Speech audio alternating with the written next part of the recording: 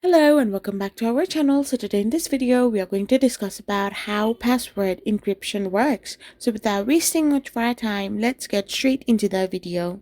So if you want to know how password encryption works, it's basically a very simple logic.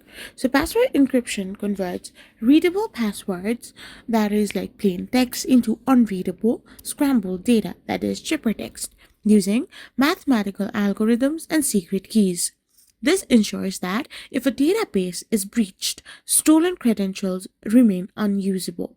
It works by transforming credentials during storage or transmission, often utilizing hashing and salting, that is, adding random data to maximize your security.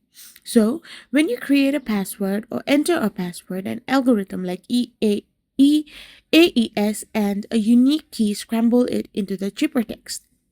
You can simply find two types of encryption: symmetric and asymmetric. So this way your password encryption works.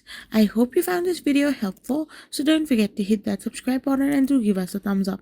We will be back again with more informative videos. Thank you for watching.